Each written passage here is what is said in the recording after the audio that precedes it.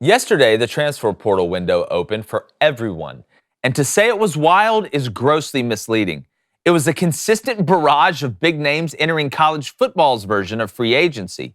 Now, we saw it from all positions, but the amount of quarterbacks that are portaling is absolutely off the charts. And there are some programs that can change their fortunes quickly and give hope to what looked like a turbulent quarterback situation going into next year. We saw names like Devin Leary, Luke Altmaier, Austin Reed, DJU, Spencer Sanders, Keaton Slovis, along with many others that are now open for business.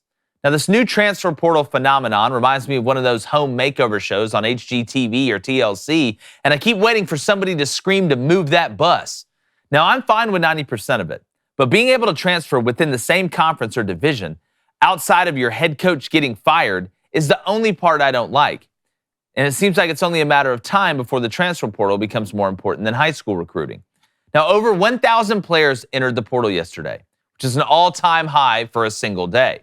Now, the difference between mixing NIL with high schoolers and mixing it with transfers is that the transfer is a much more informed decision or a known commodity. You know exactly the player you're getting, and he has the most invaluable trait there is, which is experience. Now, the college football free agency era is upon us, and if coaches do not use it right, or they refuse to embrace it, the players won't be the only people looking for a new home. I'm going to bring in my co-host, former Michigan quarterback, Heisman candidate, soon to be father of two, not father and two, but father of two. Father and two sounds like a priest off a scary movie. Cohen, I want to get to your thoughts. We've talked about the transfer portal a lot. Go ahead and bring in Blaine Crane, my brother, former Western State, Colorado wide receiver and runner of the chat and vice president of 7-Footer Island. No. David. Not true. It is true. It's true. I'm sorry. Turning to CNN. No, it's on the business card. No, it's not. It's on the business card. It's You done. look like Rachel Maddow over there. Okay. Well, don't even get me started. You look like Chris Cuomo's best friend that gets He's things a that he great don't want other guy, people to right? know about for him.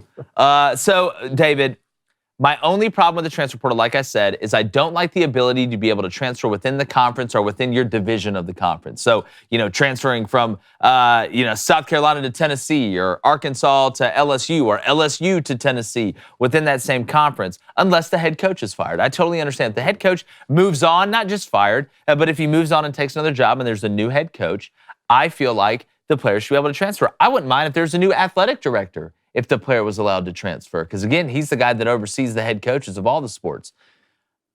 When you look at what happened yesterday, there is no way in hell that you can look me in the eyes and say that this is not free agency. And to me, like I said, NIL with high school is not free agency. That's more like the draft. That's like the NFL draft because you've watched them play in high school. You projected them on the next level. What will they look like? As opposed to mixing NIL with the transfer portal, that is what you are getting when Jordan Addison is leaving Pittsburgh after he won the Biletnikoff to go to USC and play. I know that Jordan Addison is not going to go out there and be overwhelmed by what he's going against. And you've played in big games and you have that experience. So what were your thoughts on what we saw yesterday? Because we knew it was going to be crazy. I didn't think we were going to get over 1,000, but we got well over 1,000. So when I played, it was you could transfer. Obviously, you could transfer if you had already graduated for your fifth year anywhere you wanted on the same grad level. transfer. After that, you had to sit out 1 year, which was standard for a long time, and then within the conference, you had to sit out 2 years. That's right. Now you've been. It never sat right with me that a player could not transfer to another school if their position coach or if their head coach left the program, but a coach could leave to go to another school too. So, initially when this new open window and transfer portal opened, I said, okay, they're trying to solve one of the problems that was wrong with college football. What new problems will be created? Now we see 1,000 players on the first day with essentially what is free agency. I think, Jake,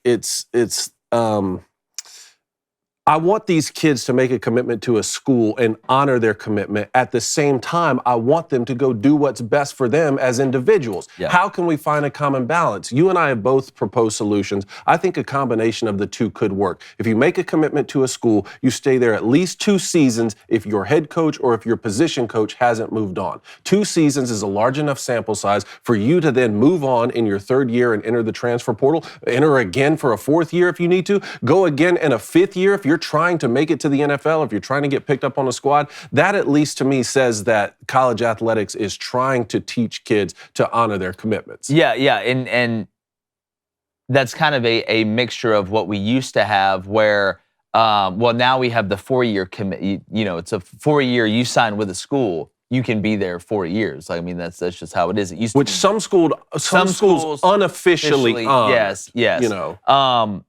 But, it used to be the 1 year, like it's a 1-year deal. Like, and you could be processed or whatever, there was no, the coach could go wherever he wanted. Ours was. I had to sign a new form every year. Which I never thought that was right. That never sat well with me.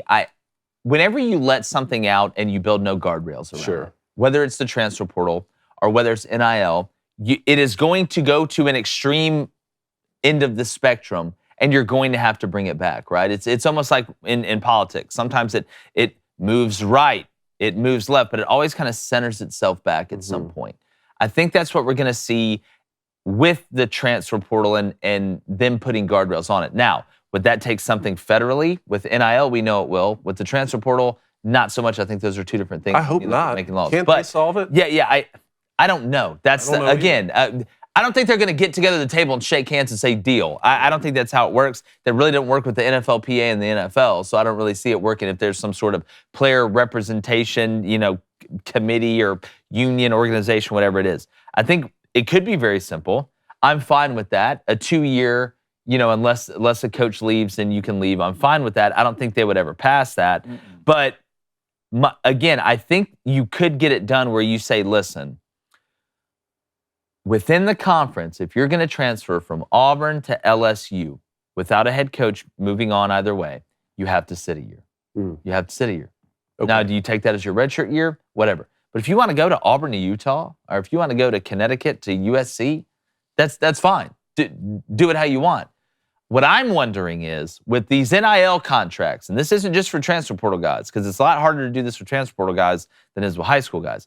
At what point does that booster, whoever, or that collective, or who's ever doing that NIL deal say, all right, well, here's what we're going to do.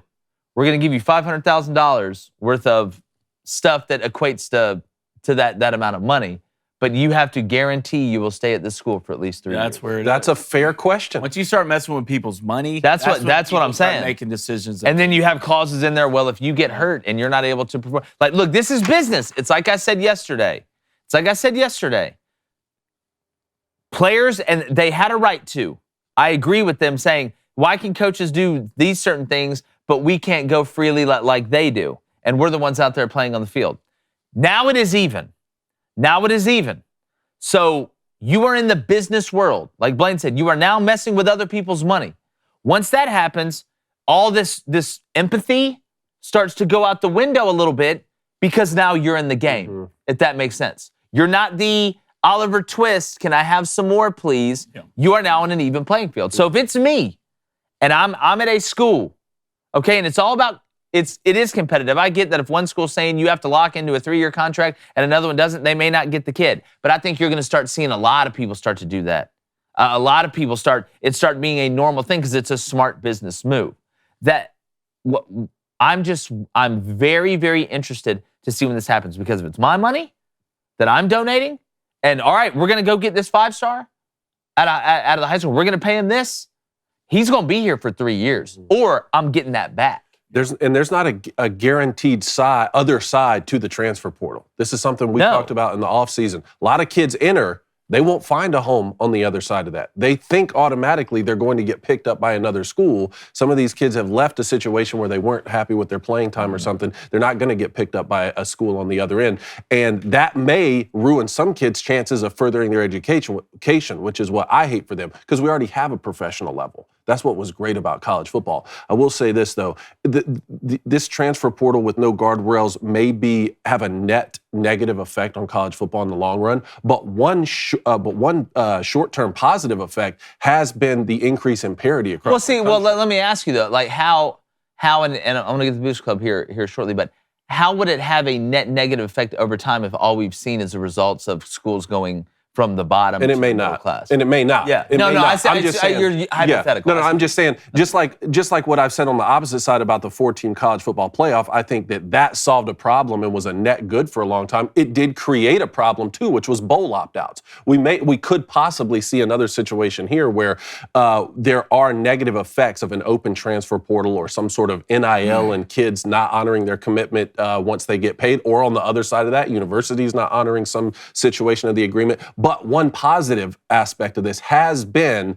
the increase in parity in college football, which is awesome. And let's not pretend like it's not a lot of fun to talk about. There's a lot of it's great players for out us. there right now. Bowl season. Where everybody's wanting Bowls- their team to Bowl- land somebody. Bowls will no longer have the amount of importance anymore than they had in the past.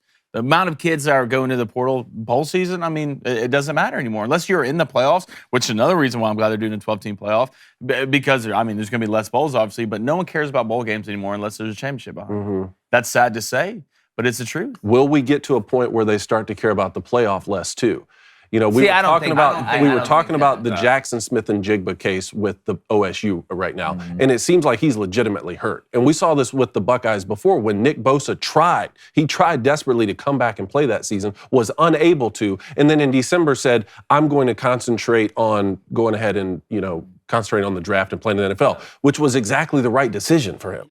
Hey, everybody, what's up? Make sure you take a little time today and subscribe. Turn that notification bell on. Follow all our content. We're pushing out, getting ready for college basketball season as well. We got you covered like a warm blanket in a blizzard.